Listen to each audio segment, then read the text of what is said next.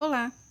Hoje nós vamos falar do livro Memórias Póstumas de Brás Cubas, do autor Machado de Assis, que foi publicado no ano de 1881.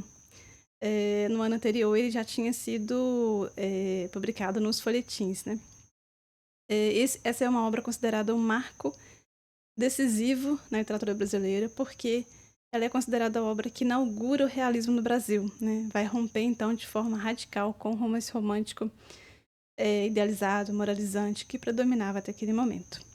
O Machado ele vai deslocar o foco da ação externa, né, para o exame minucioso ali das motivações humanas para revelar vaidades, ilusões, né, ressentimentos, os auto-enganos que sustentam a vida social, especialmente lá, né, dentro da elite do século XIX. Esse romance ele vai começar pelo fim, né? O Brás Cubas está morto e a partir do além-túmulo é que ele vai decidir narrar sua própria vida, uma liberdade que só a morte vai permitir. Ele ali, quando ele está morto, né, ele percebe que ele não precisa agradar, que ele não precisa se justificar, né, não precisa preservar mais nenhuma reputação. E esse é um ponto de vista inusitado, né? O defunto autor. É assim, né, que ele vai conseguir, né, ter essa permissão para fazer uma escrita irônica, fragmentada, né, muito crítica, que expõe então o ridículo ali das convenções sociais, né, e a mediocridade disfarçada de grandeza. O Brás Cubas ele morre oficialmente de pneumonia, mas ele afirma que a verdadeira causa da morte dele foi, na verdade, uma ideia fixa, né? E essa ideia fixa seria a invenção, né, de um famoso emplasto Brás Cubas, que seria um medicamento que prometia aliviar a humanidade. Só que desde o início ele já deixa claro, né, o Machado deixa claro, que esse suposto altruísmo, né, desse projeto escondia algo, né, muito mais simples, né, que não seria nada nobre, que era, na verdade, o desejo de glória, de reconhecimento, né, de permanência do nome, que as pessoas lembrassem dele, não que de fato curasse, né, fizesse um bem para a humanidade, mas que pelo menos ele fosse lembrado por essa invenção. E aí o Brás Cubas vai falar pra gente sobre a infância dele, né? Ele se descreve como um menino mimado, violento e irresponsável. Ele fala que ele cresceu cercado de privilégios, sem limites claros, e que ele tratava os escravizados com uma crueldade naturalizada. E essa formação dele ajuda a gente a entender o adulto que ele se tornou, né? Uma pessoa incapaz de assumir responsabilidade real, mas sempre pronto a se colocar no centro, né, da própria narrativa. Na juventude, quando ele fala da juventude, ele conta que se envolveu com a Marcela, né, que era uma cortesã espanhola, e por ela ele foi muito apaixonado. E ele fala que ele foi apaixonado durante 15 meses e 11 contos de réis, e essa frase é muito famosa. A frase resume então com precisão ali o tom desse livro. Os sentimentos deles são constantemente atravessados ali por interesses, por vaidade, né, por um cálculo.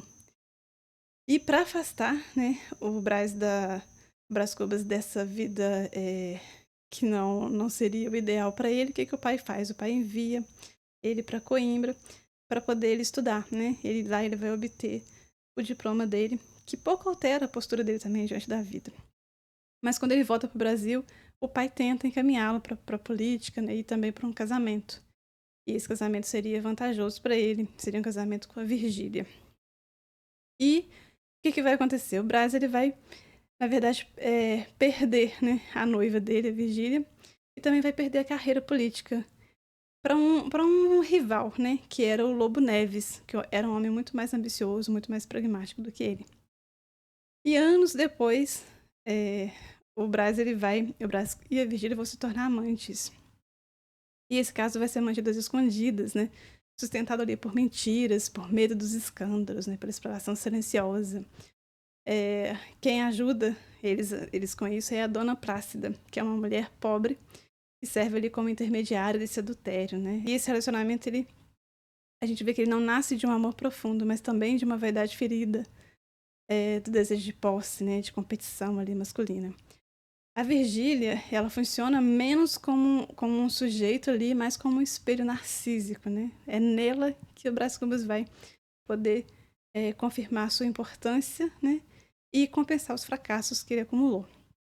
Ao longo da obra, a gente vai ver surgir também outras figuras importantes, né, e muito simbólicas, como o Quincas Borba, que criou lá foi o criador do Humanitismo, que era uma filosofia que justificava a violência, né, e dizia que a desigualdade e o sofrimento eram leis naturais, né, fazia parte da vida, eram leis naturais da existência, escancarando ali, justificando, né, a lógica da competição social.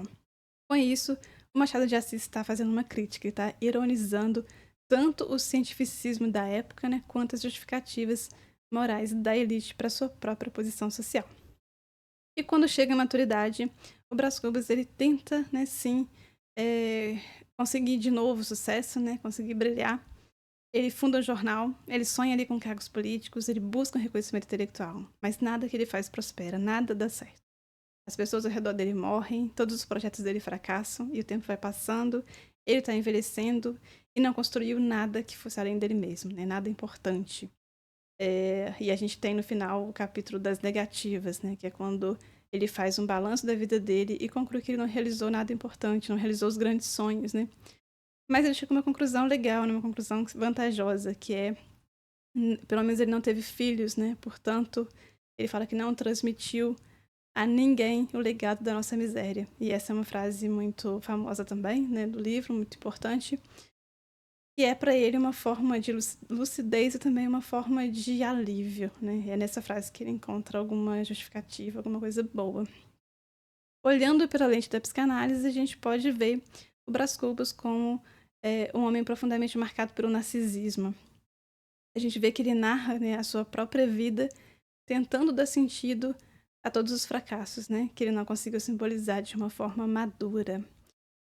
A escrita, ela funcionando ali para ele como uma tentativa tardia de elaboração, né, pós-morte, mas sem uma verdadeira transformação. Ele observa a si mesmo, mas ele não se implica. Ele reconhece todos os defeitos dele, mas nem por isso ele se responsabiliza por eles. Quando ele fala da ideia fixa, né, que atravessa a sua vida, isso lembra a repetição psíquica, né? O retorno insistente do mesmo desejo de reconhecimento que é sempre frustrado. Como um defunto autor, né, ele fala porque ele está morto. Mas a narrativa dele vai revelar que mesmo em vida ele nunca esteve verdadeiramente implicado com nada, com o outro, né? As relações para ele eram instrumentais, né? Os afetos eram rasos e o mundo girava em torno dele mesmo, né? Da própria imagem.